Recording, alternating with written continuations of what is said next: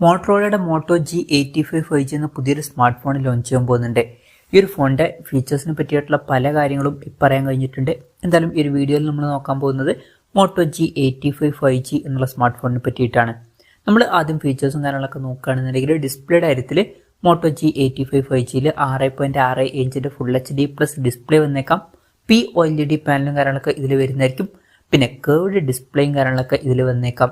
G84 5Gയിൽ flat ആയിട്ടുള്ള display ആയിരുന്നു വന്നിട്ടുണ്ടായിരുന്നത്. അപ്പോൾ കേർവ്ഡ് ആയിട്ടുള്ള ഡിസ്പ്ലേ എന്നുള്ളത് ഒരു അപ്ഗ്രേഡ് ആയിരിക്കും.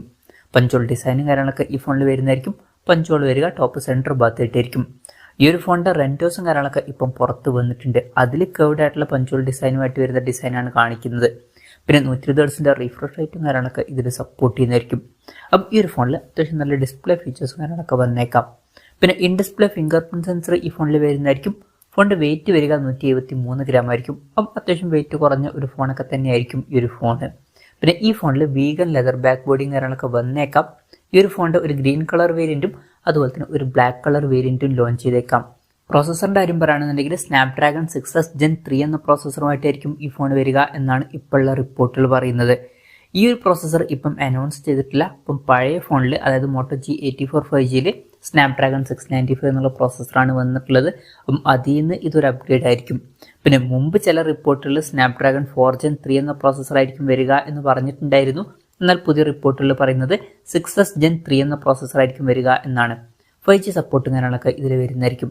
പിന്നെ ഈ ഒരു ഫോണിൻ്റെ 8GB റാം വെർഷനും 12GB റാം വെർഷനും വന്നേക്കാം. ഇന്റേണലിൻ്റെ കാര്യത്തിൽ 128GB ഇന്റേണൽ വെർഷനും 256GB ഇന്റേണൽ വെർഷനും വരുന്നതായിരിക്കും. പിന്നെ സ്റ്റീരിയോ സ്പീക്കേഴ്സും കാര്യങ്ങളൊക്കെ ഈ ഫോണിൽ വരുന്നതായിരിക്കും. ഡോൾബി അറ്റ്മോസിൻ്റെ സൗണ്ട് സപ്പോർട്ട് ചെയ്യും. 3.5mm ഓഡിയോ ജാക്ക് ഈ ഫോണിൽ വരില്ല.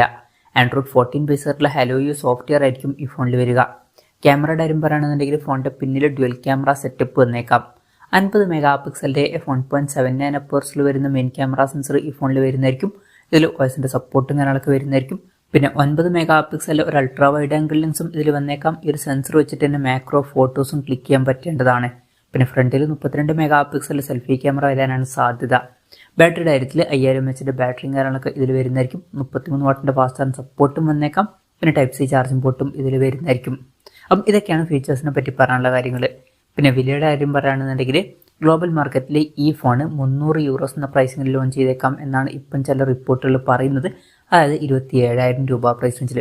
പക്ഷേ ഇന്ത്യൻ മാർക്കറ്റിൽ ഈ ഫോണിൻ്റെ വില അത്രയും കൂടുതൽ വരാൻ ചാൻസ് ഇല്ല. ഇന്ത്യൻ മാർക്കറ്റിൽ നമുക്ക് ഈ ഒരു സ്മാർട്ട് ഫോൺ ഒരു 20,000 രൂപ പ്രൈസ് റേഞ്ചിൽ അല്ലാന്നുണ്ടെങ്കിൽ മാക്സിമം 22,000 രൂപ പ്രൈസ് റേഞ്ചിലൊക്കെ ആയിട്ട് എക്സ്പെക്ട് ചെയ്യാവുന്നതാണ്. അതിലും കൂടുതൽ വന്നോളണം എന്നില്ല. ഇനി ലോഞ്ച് ഡേറ്റിൻ്റെ കാര്യം പറയുകയാണെന്നുണ്ടെങ്കിൽ അതിനെ പറ്റിയിട്ടുള്ള കാര്യങ്ങളൊന്നും ഇപ്പം പറയാൻ കഴിഞ്ഞിട്ടില്ല. അതിനെ പറ്റിയിട്ടുള്ള ന്യൂസുകളൊക്കെ വരുമ്പം അതിനെ പറ്റിയിട്ടുള്ള വീഡിയോസൊക്കെ നമ്മൾ ചെയ്യുന്നതായിരിക്കും. അപ്പം അതുപോലുള്ള വീഡിയോസ് കാണാൻ താല്പര്യമുണ്ടെന്നുണ്ടെങ്കിൽ ഈ ചാനൽ സബ്സ്ക്രൈബ് ചെയ്യാവുന്നതാണ്. എന്തായാലും മോട്ടറോളയുടെ മോട്ടോ G85 5G എന്ന പുതിയൊരു സ്മാർട്ട് ഫോൺ ലോഞ്ച് ചെയ്യാൻ പോകുന്നുണ്ട്. ഈ ഒരു ഫോണിനെ പറ്റിയിട്ടുള്ള നിങ്ങളുടെ അഭിപ്രായം ജസ്റ്റ് ഒന്ന് കമൻറ്റ് ചെയ്യുക. അതുപോലെ തന്നെ ഈ ഒരു സ്മാർട്ട് ഫോൺ ഇന്ത്യൻ മാർക്കറ്റിൽ നിങ്ങൾ ഏത് പ്രൈസിങ്ങിലാണ് എക്സ്പെക്ട് ചെയ്യുന്നത് എന്നുള്ള കാര്യം കൂടി ജസ്റ്റ് ഒന്ന് കമൻറ്റ് ചെയ്യുക.